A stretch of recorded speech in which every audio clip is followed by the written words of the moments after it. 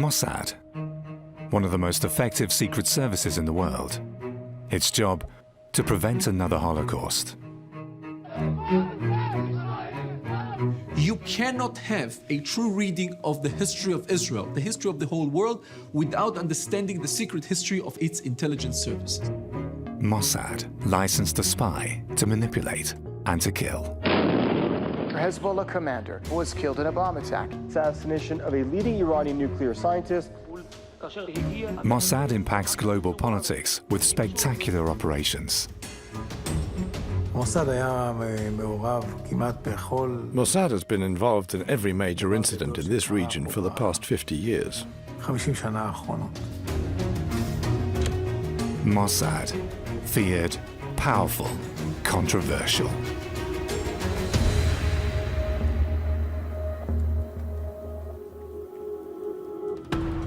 Dubai, 2010. Images straight out of a spy story.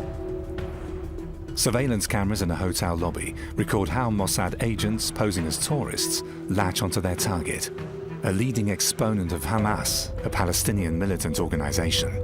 Hamas commander Mahmoud al-Mabhouh checked into the Al Bustan Rotana hotel on January the 19th. Within hours of his arrival, he was killed in his room. Dubai's police chief says he's certain Mossad is responsible. In the eyes of Mossad, al-Mabhouh was instrumental in procuring missiles for Hamas, intended to kill Israelis. Yet, does this justify murder?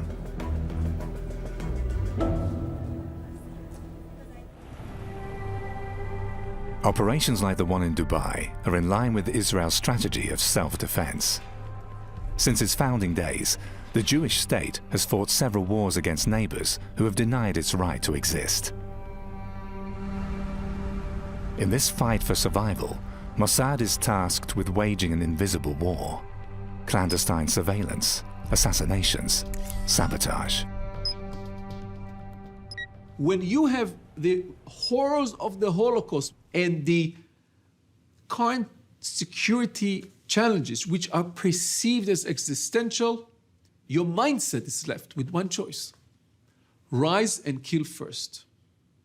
And the ones who are keeping you safe, risking their own lives, are the people from the Mossad and the rest of the Israeli intelligence. The operation in Dubai is only partly successful. The liquidation of Mabhouh may have gone according to plan, yet Mossad is publicly exposed. Its agents barely managed to get out of Dubai. Mossad denies any involvement, albeit rather half-heartedly.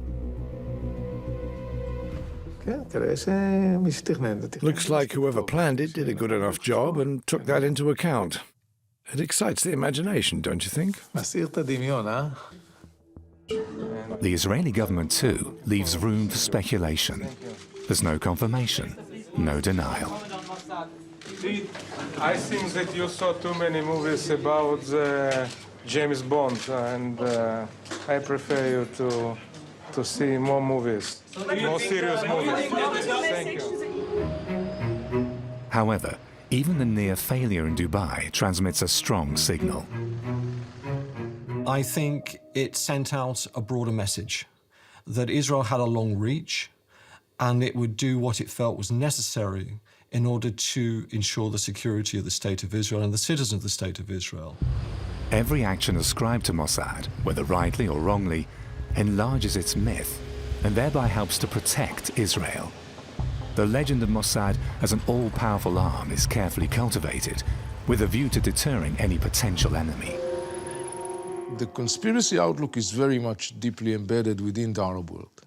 Time and again you see these aspects of glorification, demonization, using it for inner political purposes. I don't know if it will surprise you, but there are many people in the Arab world who seriously argue that Mossad was beyond 9/11. The Israeli intelligence did not aim to create a myth. This was a byproduct of their strict policy of clandestine, secret espionage in operational work. Now, in time, they saw that it serves them very well.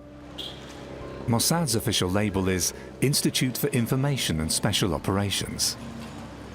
Since 1951, it's been charged with keeping Israel from harm.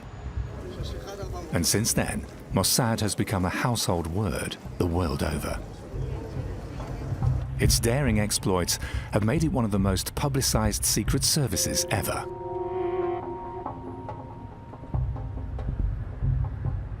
According to estimates, however, Mossad employs merely 3,000 people, a tiny establishment compared to the CIA, which can call on up to 23,000 operatives. Yet in terms of demography, Mossad is a giant. When comparing the size of the two countries' respective populations, it's about 5 times bigger than the CIA. Today, Israel invests considerably in Mossad. Yet the value of well-aimed, discreet measures of protection was recognized at an early stage.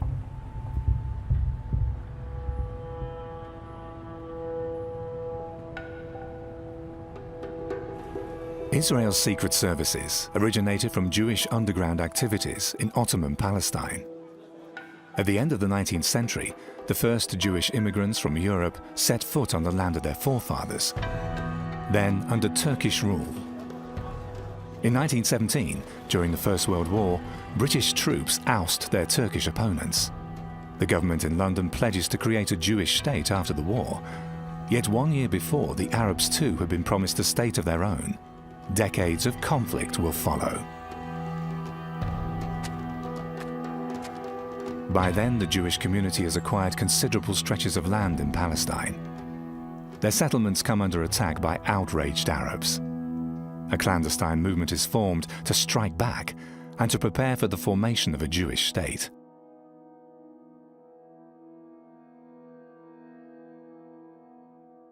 It was obvious that the Jews in Palestine were a minority and could only muster limited military forces.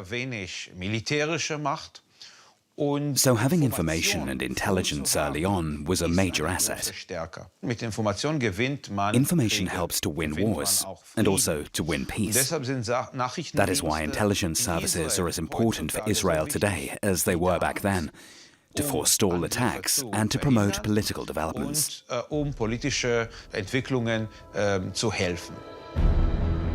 The Jewish underground organization Haganah soon operates a net of informers among Arabs and Britons alike. But Haganah also smuggles guns into Palestine, as well as Jewish immigrants from Europe who are fleeing the Nazis. Britain, as the mandatory power, restricts immigration to Palestine, attempting to pacify the Arabs. Yet ever more Jews from Hitler's Europe seek refuge in the Middle East. A good many Mossad agents learn their trade in the ranks of Haganah. One of these veterans is Shmuel Goren. We went and threw a Molotov bottle to an Arab in Haifa, and we were caught by the police. And they found in my pocket a pistol. I was jailed 3 days in the British in a police station. The British authorities decide to put the squeeze on Haganah. Raids on suspected gun caches are mounted with ever-increasing frequency. Yet now, Jewish infiltration of the security forces pays off. And then came somebody and told us that if the British sergeant will ask you, what are you doing here, you just tell him that you don't know. We were caught in the street, and the sergeant was operated by the Haganah because they gave him money, or maybe I think that his wife was Jewish. I don't remember the reason, but he worked for us, and he saved us. So this was my first experience in this kind of business. With the end of World War II, the situation in Palestine takes a turn for the worse. Hundreds of thousands of Holocaust survivors are looking for a safe haven.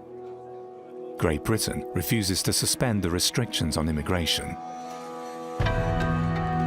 In view of this, Jewish activists are determined more than ever to fight for an independent Jewish state, capable of offering protection to their kin. Radical splinter groups target British institutions. One of their leaders is Menachem Begin, a future Prime Minister of Israel. They blow up the King David Hotel in Jerusalem, the seat of the British administrative headquarters. 91 people die. In 1947, Britain announces her withdrawal from its mandate. The UN decides on the partition of Palestine. The resolution for Palestine was adopted by 33 votes. The Jewish state colored light, the Arab state dark, Jaffa to go to the Arabs, Jerusalem internationalized.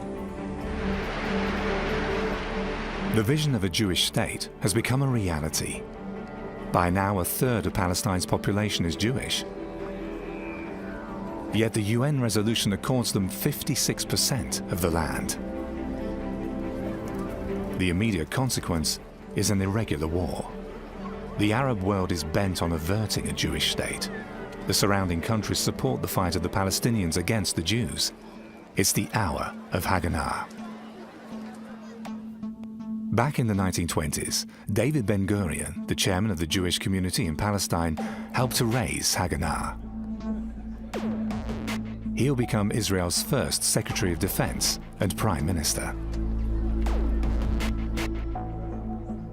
The proclamation of the State of Israel on May 14, 1948, triggers a military response by its Arab neighbors. That same night, 6 Arab states declare war on Israel. On 3 fronts, their armies advance into the former British mandate. Their objective, to crush the new Jewish state once and for all.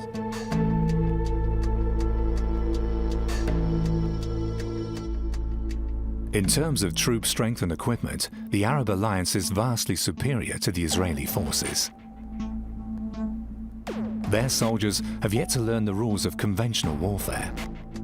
But the former underground fighters are well organized and highly motivated.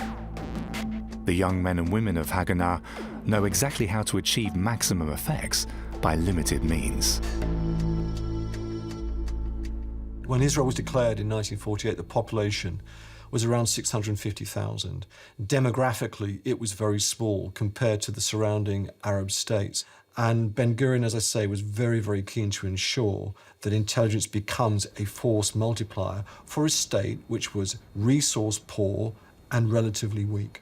Not just in forewarning, but equally in carrying out operations which strategically can benefit the newborn states. Their strength lies in collecting and evaluating intelligence, and they have a clearly defined aim. As for their enemies, it's quite the opposite.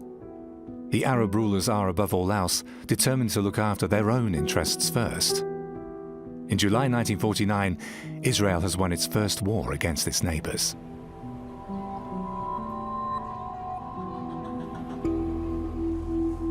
The prime lesson drawn from this conflict is that intelligence about the enemy is a war-deciding asset. The need for an effective secret service is obvious. Houses once owned by the German Templars, a Christian group in Tel Aviv, become the first headquarters in the direct neighborhood of the government of David Ben-Gurion. Today, Israel can call on 3 secret services. Amman comes first in terms of staff and budget. Its brief is to spy on the enemy's armies. Number 2, and considerably smaller, the Inland Security Service Shin Bet. It's responsible for counter-espionage and anti-terror operations, as well as for the protection of the government and Israeli institutions. The smallest, yet best known of the 3, is Mossad. It's tasked with secret activities abroad, with a view to protecting not only the citizens of Israel, but Jews throughout the world. Their early years are marked by intense pressure. Rapid expansion calls for much improvisation. Among the first operatives, former underground fighters like Shmuel Goren. We didn't have the faintest idea. There was no one to tell us how to run this sort of thing. Nevertheless, we had to adjust to the new situation and organize everything from scratch, since there were so many challenges at the same time. There was war and there was terror. Right from the start, Israel's spies are not only tasked with collecting intelligence, but also with conducting special operations. It's a strategy derived from irregular warfare, to weaken the enemy without risking open confrontation. The Jewish state must conserve its resources. Mossad becomes the spearhead of this policy. Issa Harel, head of Mossad since 1952, even begins to recruit former radical underground fighters who were declared enemies of David Ben-Gurion. Issa Harel wanted to curb extremist influence on internal politics. That's why he devised the idea to bring them into Mossad, to offer them a job that would allow them a proper existence, as well as to keep them from becoming politically active. And of course, to tap into their special talents. Some of them were tough killers with experience in terrorism and assassinations. David Ben-Gurion intends to build a democracy along Western models. Yet the feeling of constant threat soon calls for compromises. Ben-Gurion spoke about democracy, but he was not such a, I would say, an executioner of democracy. And so when establishing the intelligence community, he insisted on 100% secrecy, not even pronouncing the names of the organization, so not acknowledging their existence. If you do not acknowledge the existence, you don't need to obey any rules. The state of emergency declared by Ben-Gurion in 1948 is still in effect. For the Israeli forces and Mossad, this means walking a tightrope, to act in accordance with democratic rules and the law, and to effectively safeguard the security of the state at the same time.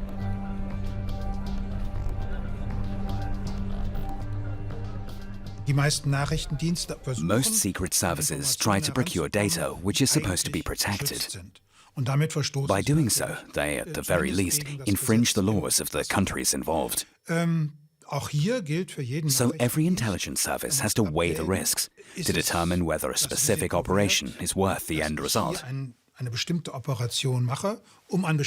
It's an assessment that is doubtlessly handled differently in Israel than with us. Mossad is under immense pressure to deliver. It must prove its worth for the protection of Israel, and this means it must produce results. So Mossad is much more prepared to take risks than, for example, other Western or Central European services. The clandestine experience has left its mark on Mossad. During the early years, it operates successfully behind the curtain, until overnight a spectacular operation reveals its prowess to the world.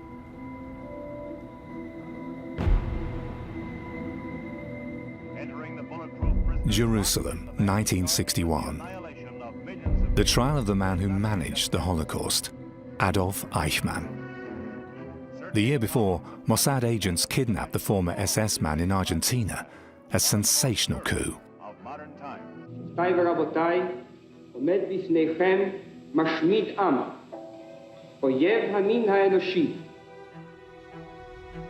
Eichmann was one of the key organizers of the Holocaust.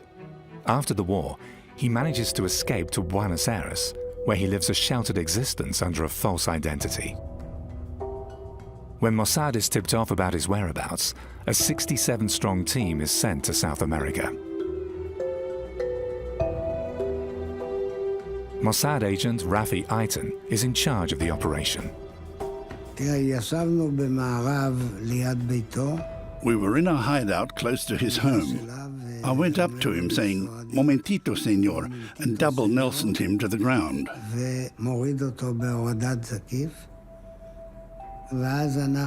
Then we pushed him into the car. Our first question was, "What's your name?" "Ricardo Clement," he replied. That was the name by which he lived in Argentina.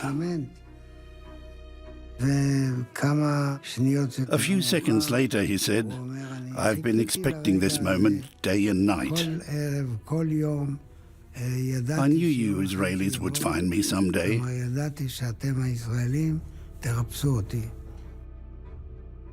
It wouldn't have posed a problem to put a few bullets in his head right there and then. No problem at all. It would have been even easier for the team and less risky.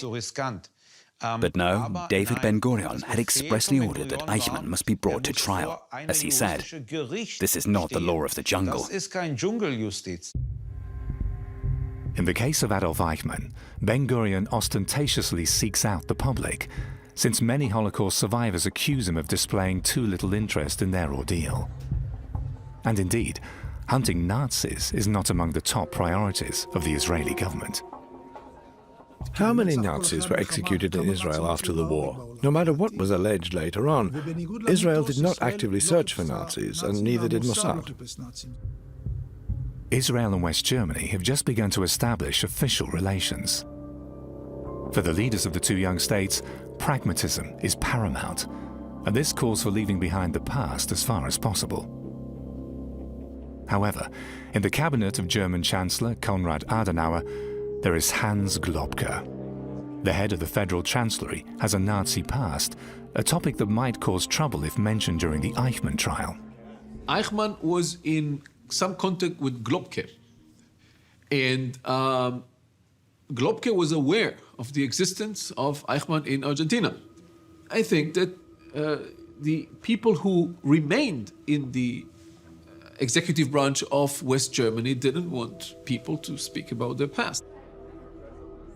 The German government insists that Globke's name be left out of the trial. As it turns out, Germany's Federal Intelligence Service, the BND, as well as the CIA, have been well aware of Eichmann's hideout in Argentina for some time. But still, it's a huge boost for Israeli self-confidence that a leading Nazi criminal has been caught by one of their own services.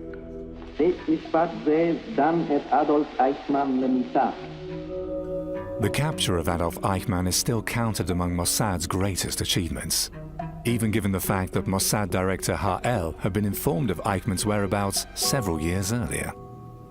Issar Ha'el, though receiving information, didn't see the potential of looking and hunting and bringing to justice or killing Nazi war criminals. He had other things to deal with, and he didn't see it.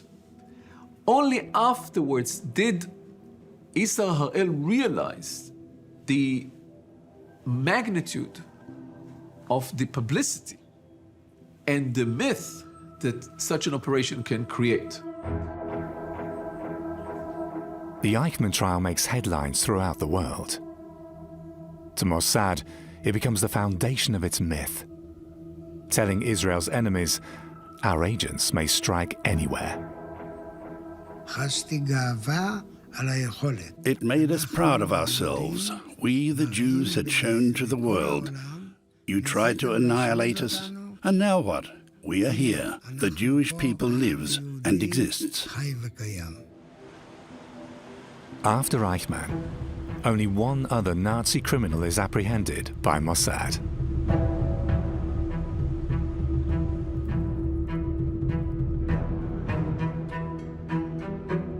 During the 1960s, Mossad agents infiltrate the countries of Israel's Arab neighbors in a series of risky operations. The premise, another attack on the Jewish state may be imminent at any time. Since 1949, Israel has occupied land which the UN had accorded to the Palestinians.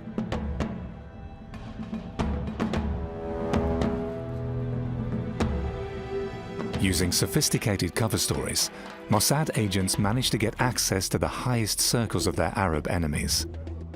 From there, they recruit further agents and informers, often voluntarily supported by the residents of the local Jewish communities. At Mossad headquarters in Tel Aviv, agents are briefed about operations abroad. Potential recruits are comparatively easy to find. Israel is full of immigrants who've left the countries of their origin only recently. Immigrants coming to Israel from all over the world. And in this sense, it was easy to take someone who comes from Germany or from Egypt and send him back to Germany or to Egypt or wherever it is. He is typical. So getting agents undercover was very easy for the Mossad. The State of Israel offers protection to those who feel threatened in the countries of their birth. Driven by idealism, many immigrants are willing to serve Mossad and their new homeland.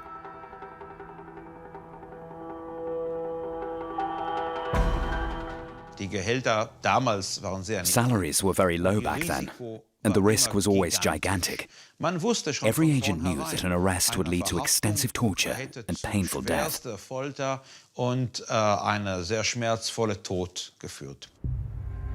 In 1961, Mossad succeeds in planting an agent in Cairo's high society. Egypt, Israel's arch-enemy, is now being spied upon by a man posing as a German horse breeder. As a matter of fact, he's an Israeli citizen by the name of Wolfgang Lotz. Born in Mannheim in 1921, he successfully acts the man about town. Lavishly hosting the Egyptian elite, he collects important snippets of intelligence. He looked German, he had the advantage of actually not having been circumcised. He was born of a Jewish mother and a Christian father, had immigrated to Palestine when the Nazis came to power in 1933, had fought with the newborn IDF in the War of Independence. He was able to set himself up undercover as a former German Wehrmacht officer in the Afrika Corps. The BND, Germany's Federal Intelligence Service, lends a hand in creating the cover story of Wolfgang Lotz. He spends several months in Germany to prepare for his part as a veteran of the Wehrmacht. In return, he will report on the schemes of die-hard Nazis in Egypt. Should the Egyptians smell a rat, the BND would help by maintaining the charade of Lotz being a German agent. And indeed, when Lotz is arrested in 1965, the deal between Mossad and the BND saves his life. Even after his cover was blown, his real identity was closely shielded by both services, which in turn led to an extremely mild sentence for espionage and some other criminal activities in Egypt. And so, quite soon, Lotz was shunted off to Germany. Extrem milde Strafe erhielt und relativ bald in die Bundesrepublik abgeschoben wurde. As an allegedly German spy, Lotz is merely sentenced to life. In 1972, he tells his story to the press, thereby adding further to the myth around Mossad. If you have to take on the identity of another person and live this identity day in, day out, then you become this person, right into your thoughts and dreams. If you don't manage this, you're not suited for the part.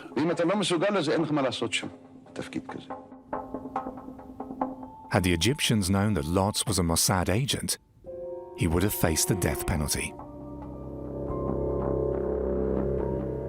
That same year, another Mossad agent is exposed in Damascus. Posing as a wealthy businessman, Eli Cohen has been successfully spying on the Syrian military leadership. Just as he's about to transmit his latest intelligence to Mossad, he's arrested by the Syrians.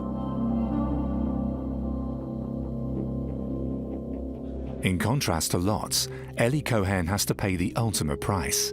He is publicly executed. Mossad reconsiders its strategy.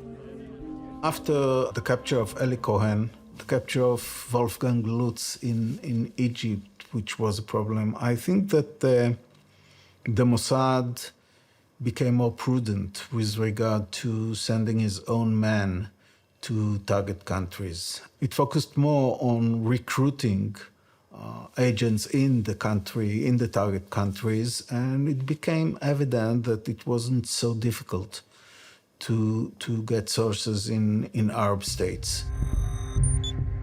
Mossad decides to buy into access. Its spy masters now supervise their human sources from a safe distance, often channeling considerable sums to them as a reward for their treason. I was sitting at home in Israel. In the paper, I saw a picture of an Arab I knew, hanged. His country had captured him and hanged him. I remembered my dealings with him. I thought, am I to blame here? Look, when he agreed to do it, he knew about the risks involved. He reaped the benefits he had hoped for. The possibility that it would happen was in the air. And it happened. Anyone spying for the archenemy runs an enormous risk. Yet time and again, Mossad succeeds in recruiting high-yield sources. Often, its operatives must hide their Israeli identity. Most of the time, money is the decisive incentive. Yet sometimes, the reputation of Mossad may even prove a major help when it comes to persuading a potential source. So people come to me and they ask me in Arabic because I'm fluent in Arabic, so they ask me if I'm Mossad. And obviously I'm saying, I'm not a Mossad. So the next question they ask me is, how can I join Mossad? Mossad invests a lot into cultivating its informants and promises protection wherever possible. As a result, there are numerous business-like relations in which money is traded for intelligence, often over decades. There is no substitute for having a well-placed human source, but you're going to have to complement it with this bigger task of finding ways of processing mountains and mountains of information so you can find out that and identify that next threat that wasn't high on your screen yesterday. It's a challenge that has not diminished since the early years, and sometimes even Mossad is blind.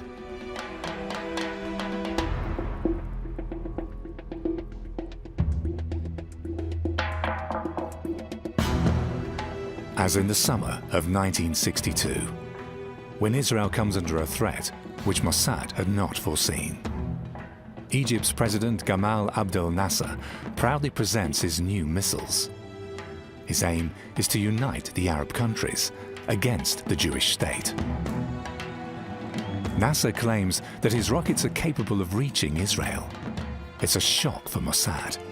Its agent, Wolfgang Lotz, had not reported on any dramatic progress in the Egyptian missile program.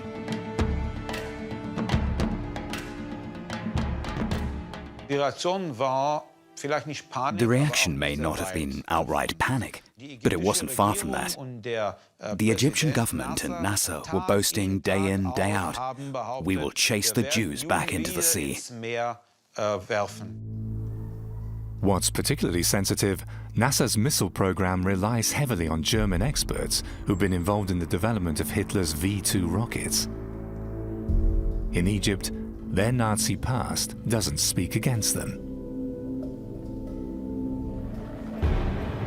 In the first decades after the foundation of Israel, fear of another Holocaust still looms large. Mossad must act to stop NASA's rocket program. We must view the situation through the eyes of the Israelis back then, a few years after the Holocaust. All of a sudden, there are these Nazi scientists from the rocket testing range in Peenemünde, the V1 and V2 projects, who had used concentration camp inmates for their work. And now they're working for the Egyptians. Heinz Krug, a German lawyer and arms dealer, is part of the setup in Egypt. His brief is to take care of the logistics of the project. In the early 60s, he left Germany and settled in Cairo, bringing his family along, as have a good few old comrades from the Nazi era. Overall, 35 Germans are working for NASA's missile program. This was in no way a hush-hush affair of some people secretly passing over to Egypt to build rockets there. Those involved spoke quite openly about it, and were even proud of it. And nobody told us you're not allowed to mention what Dad's up to. Definitely not. The German government, too, knows about the presence of its citizens in Cairo. Mossad agent Wolfgang Lotz even rubs shoulders with them. They had some knowledge about the missile project, but the truth was that all the different bits and pieces did not create an intelligence picture. And this is why they have done nothing, because they didn't realize that it happens. It was a huge intelligence fiasco. Mossad soon finds out that NASA's missile program won't get far without the Germans' expertise. Key figures of the program are targeted with parcel bombs.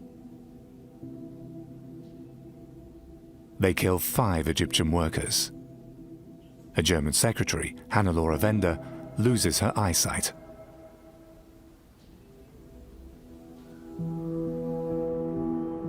However, Mossad then decides on a different approach. It's easier to conduct operations against the missile specialists in West Germany. Meanwhile, Heinz Krug and his family have returned to Munich. They probably picked him out because he was in charge of the logistics.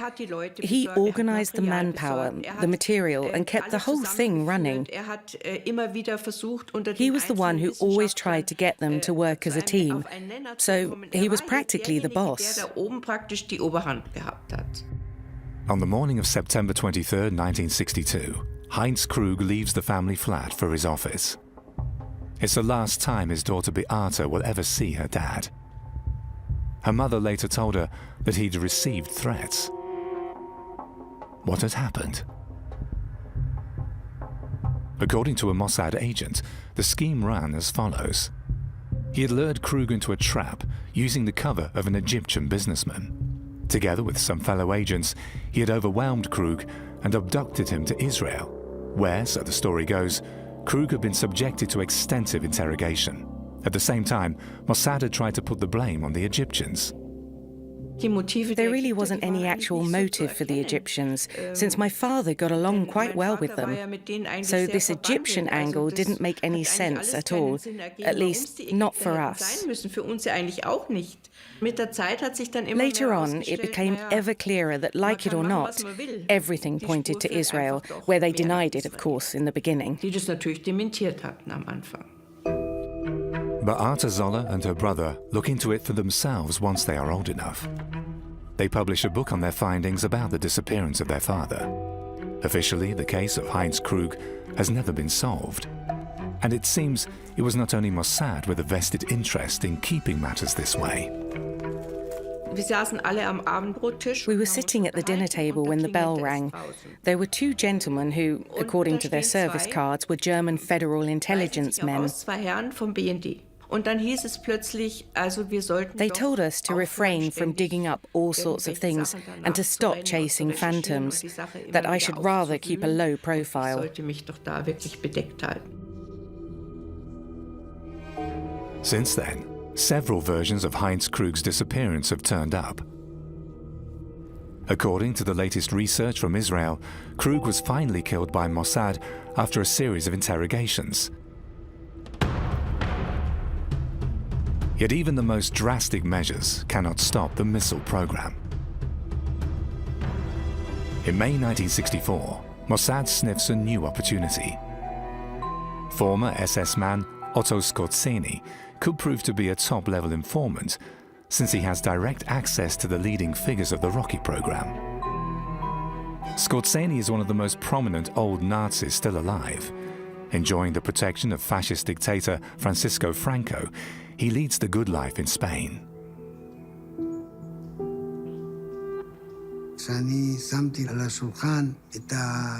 When I suggested recruiting Skorzeny to our head of operations, he said, "May a hair sprout from the palm of my hand if you manage to do it." As you probably know, there have been some recent news stories that the people who kidnapped Eichmann are also looking for you. They can come and I will receive them duly. How do you mean duly? Oh, how they deserve it. Otto Skorzeny doesn't seem to be worried. And why should he be, since he has struck a deal with Mossad?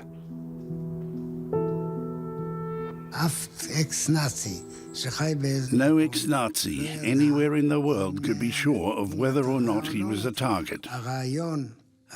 The idea was to offer Skorzeny freedom from such fears.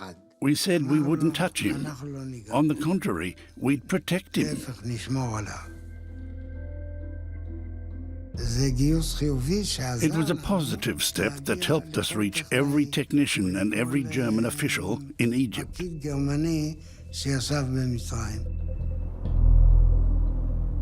Skorzeni's contacts plus diplomatic pressure on the German government pay off.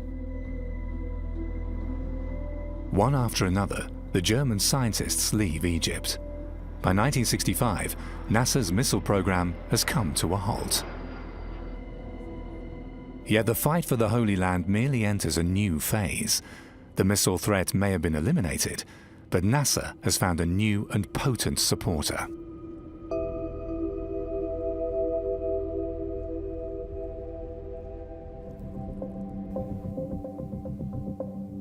Israeli intelligence services register a rising influx of Soviet weapons and instructors into the Arab countries surrounding the Jewish state. The conflict between East and West dominates politics the world over.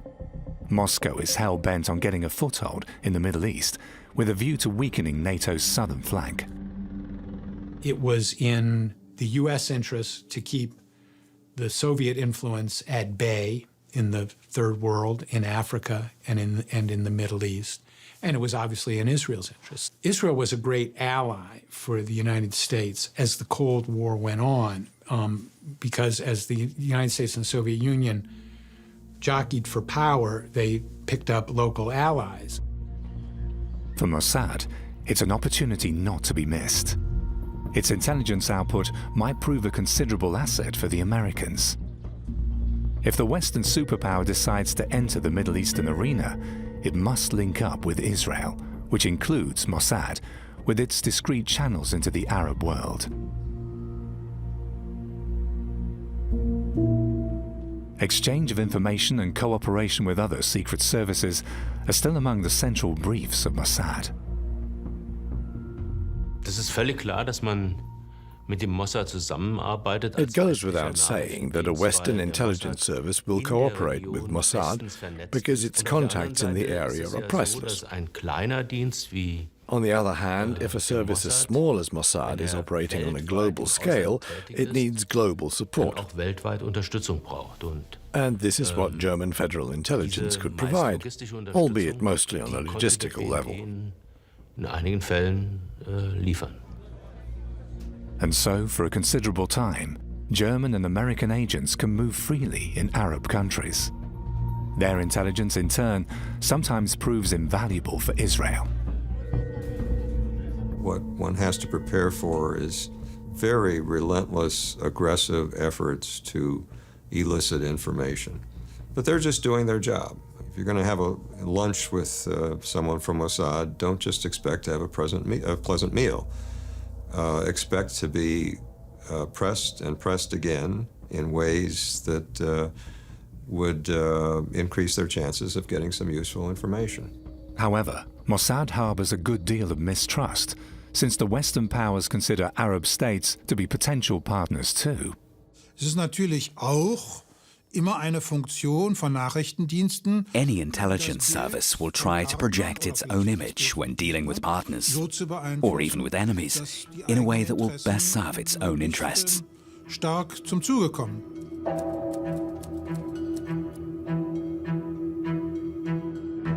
When Ben-Gurion seeks the cooperation of American secret services in 1951, he still does so cap in hand. The Americans are skeptical concerning Israel's position in the Cold War. Many of its citizens are immigrants from the Eastern Bloc, and Ben-Gurion is the head of a socialist party. Sie haben nie richtig verstanden, was Kibbutzim sind. The Americans never quite understood what a kibbutz is. To them, it sounded like a Soviet kolkhoz. So the CIA, during the Cold War, didn't really favor Israel as a potential partner. James Angleton, the man responsible for special operations within the CIA, proves a decisive influence on American-Israeli intelligence relations. Into this situation where the Israelis were looking for friends came James Angleton. And he actually knew some of these Israeli intelligence operatives from the war. Due to the influence of the Holocaust in particular, Angleton had gone from being and really an anti-Semite to being a dedicated Zionist. He, in a pinch, he defended Israeli interests in American discussions at all times. And the Israelis returned the favor. Then, in 1956, an opportunity shows up that will considerably enhance relations with the CIA. In Warsaw, Viktor Grajewski, a Polish Jew, stumbles onto a well-kept secret. He hands over his findings to the Israelis.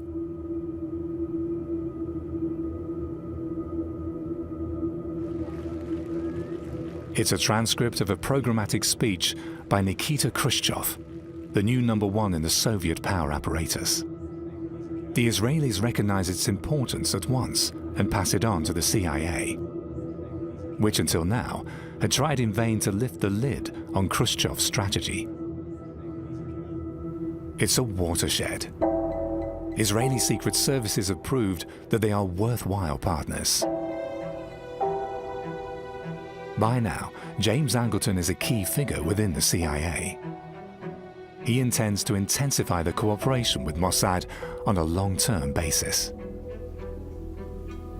They were not interested in compromise or negotiations with the enemy.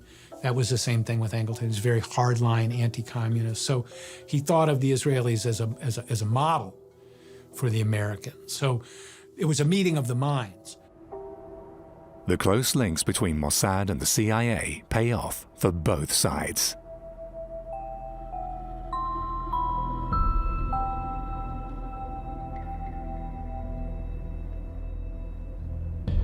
In the mid-60s, the Soviets' growing influence in the Middle East begins to pose a definite threat for Israel. The delivery of modern combat jets to surrounding Arab states is cause for alarm. The MiG-21 has a reputation for speed and maneuverability, on a par with the latest Western-built jets. Not only NATO intelligence is eager to learn more about its capabilities, at Mossad, they devise a plan. The scheme: to find an Arab pilot willing to defect and fly his plane to Israel. Once there, it could be evaluated in more detail. Using its channels into the Arab world, Mossad finally produces a prospective candidate. Munir Redfer is a fighter pilot with the Iraqi Air Force. He was an Assyrian Christian, and because of that, it was clear that he wouldn't be promoted any higher than his present rank. So, he was frustrated and angry. Our people knew exactly how to play him. He was offered money too.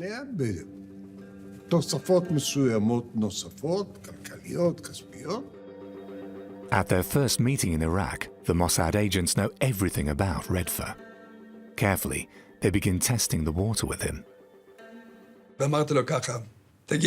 asked him, did you ever think of defecting with a plane? Your wife and children must, of course, be extracted before then. But with what plane? Well, with one of your latest jets. Pardon? Wherever I fly, they'll hang me, be it in Jordan or in Syria. Or they'll send me back and then they'll hang me here. I said, there is a country. Trust me. What about flying to Israel? He was shocked. Israel? They'll hang me right away. Yet in the end, Redfer agrees, on one condition. First, his family must be smuggled out of Iraq to protect them from reprisals. Was die Mossad-Agenten nicht verstanden. What the Mossad agents hadn't realized, the meaning of family is a bit different in Iraq than to us in the West. They thought, okay, wife and children. They hadn't reckoned with 32 people, nephews, nieces, cousins, and so on. They all had to be extracted by a secret operation. By midsummer 1966, everything is settled. Redfer peels off during a training flight and steers his fully armed plane on a low-level run to Israel. The risky scheme proves an outstanding success. For the first time, a MiG-21 is in Western hands. Other secret services stand in line to partake in the results of Operation Diamond. The Americans were the first because at that time we had a very vital interest to strengthen our relations with the Americans. The Germans, the Italians, the French, and the British sent here representatives. So that was also for us a start of close cooperation with the West. After Operation Diamond, Mossad is finally established as a major player in the Western intelligence community. 12 months later, the benefits become even more obvious. During the Six-Day War, Israeli pilots make full use of the evaluation of Red Far's MiG. The kill ratio against their Arab opponents is 5-1. Historians and military experts agree Israeli intelligence was a determining factor for the quick victory in the Six-Day War.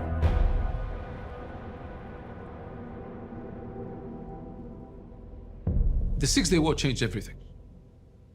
It changed Israeli society, it changed the Arab world. That created or amplified the myth of Israeli intelligence, created or amplified the myth and the legend of the strength of Israel, but also projected on the Israeli sense of self-security. After the Six-Day War, Israel controls almost 4 times as much territory than that accorded by the UN in 1947.